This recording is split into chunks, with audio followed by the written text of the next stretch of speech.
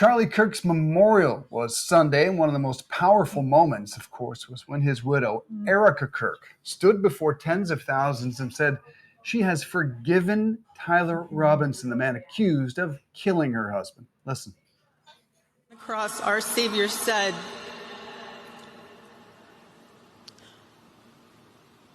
"Father, forgive them, for they not know what they do." That man, that young man, I forgive him.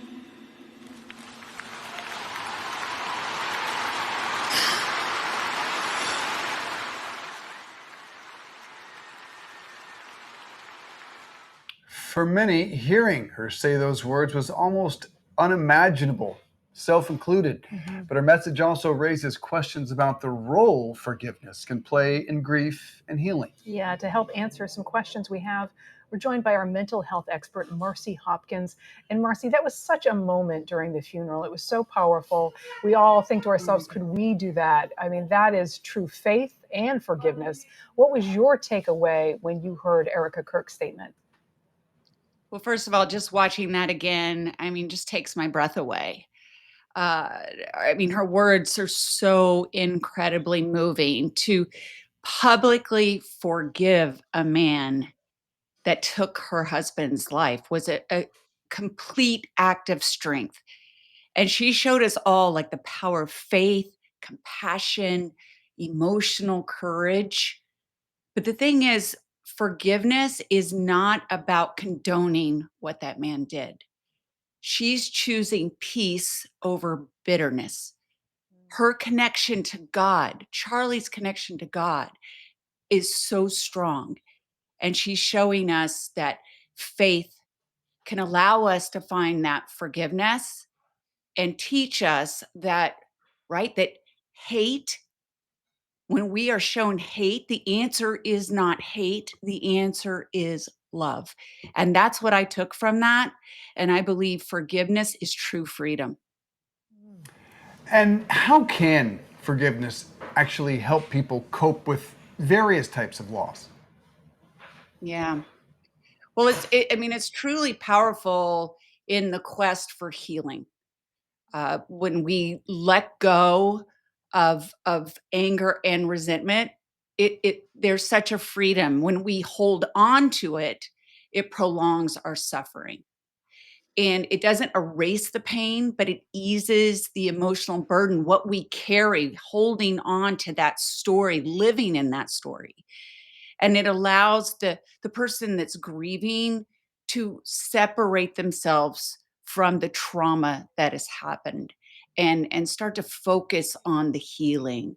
And as Erika has shown, I mean, just having faith, prayer, can open up the door to peace. And I think it's just really important that, again, if we begin the process of forgiveness, we begin the process of peace. Marci, I'm just going to flip it on for just 1 second. You know, there's something called Mhm. righteous anger. And I think there's no one who wouldn't look at the Charlie Kirk situation and say, wow, does she have the right to feel righteous anger? Can forgiveness sometimes come a little bit too early? I'd like to think I'd be able to forgive, but I don't know I could do it that quickly. No. Right? I mean, that was just I know. literally less than 2 weeks. Does it Yeah. create pressure? And I mean, I don't want to put a timeline on forgiveness, but what are your thoughts on whether forgiveness can come too early? Yeah, first of all, there's no timeline on forgiveness, right? We just evolve. We learn to live with it in different ways. And we can be pressured in a lot of ways, right? By maybe her faith community, society, feeling pressure from all those that are looking at her. And we don't face the same. But yes, we can forgive too early, and we don't allow ourselves to go through that forgiveness process, right? Anger, pain, resentment. And it is a process. And we can have inner conflict and resentment. And so yeah, that can be really difficult. Marci, how is it complicated from a mental health perspective that the president of the United States, the loudest messenger arguably in the world, just moments later said, I hate my opponents, after Erika, in addition to forgiving him, said, the answer to hate is not hate. And then the president comes in and says, I hate my opponents. I don't wish them well. Did that lessen the impact of her powerful statement? I don't think so. I think that we know where President Trump comes from, and we don't look at Erica the same. He does not take away from the message that she put out there, that she portrayed like this image of faith in God, and realizing that, Charlie had a message, and she is going to continue that message. And she wants everyone to know that she needs to continue that message, and it doesn't matter what anyone else says, and especially President Trump. I think we just know his messaging, and Erica, it did not take away, in my opinion, what she had to say. And she really showed us a true lesson in the power of faith. And I think that hopefully we can start looking at our daily practices and bring in some sort of faith practice if we don't have it. But Marcy, not all of us can be Erika Kirk, right? So Right. my question is, and that was so admirable and so beautiful, but what is the average person who feels like they could never forgive in a situation like that? What tools can the average person take steps on to perhaps begin to forgive or to start healing? Well, first of all, I want to say that forgiveness is very difficult. I've had to do it in my life. I've gone through a lot through my life, whether it's been abuse, abandonment by my mother. Like, I understand the power of forgiveness. I know how hard it is. We aren't facing the same, obviously, that Erika Kirk is, but forgiveness is something that's so vital in our lives, and I've lived it. I know it. It can change our lives. So, first of all, it's recognizing what it is that you need to forgive. Maybe it's someone else, maybe it's yourself. So, recognizing what that scenario is, what that person did, and write it down, journal it, get your feelings out there, and don't judge it, right? Just release it.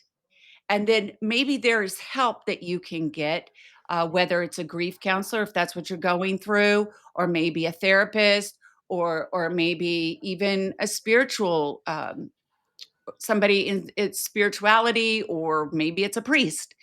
Also, it's very important to release that pain and release, letting that go through the practice of prayer, meditation, and also breath work. But it's definitely a process. It's not something that's going to happen overnight. One other thing that I had to do when I forgave my mother, I had to separate my mother from being my mom. So you have to look at the human being, what they've gone through, what is their past, did they do the best that they could do? Mm. See them for who they are, Hmm. and not necessarily what you expected from them. And once you can do that, it allows you the process of beginning that forgiveness. I know it's not easy, but realize that forgiveness is not saying that it is okay what they did. Right. You are releasing the power that they have over you. Yeah, that was really Well said. good. Don't judge the anger. I think I do that a lot. Instead of you can't. You have to feel your feelings and then move on from that. You can't skip a step, can you? You got to go through the No, steps. you got to feel Marci, the feelings, and it's hard to feel the yeah. feelings, but it really helps in the healing process. Yeah. Thank Marci you. Hopkins, thank you Appreciate it. so much. Appreciate that. Very great advice. Yeah, I mean, for me, it's always about forgiveness. It is about letting go of anger. Yes. And for me, prayer is great, but I've got to get it out physically. Whether it's running, walking, like to me, I have to process it, maybe running through it. I got to really, it's a physical letting go. I like that. Yeah. Well done. All right.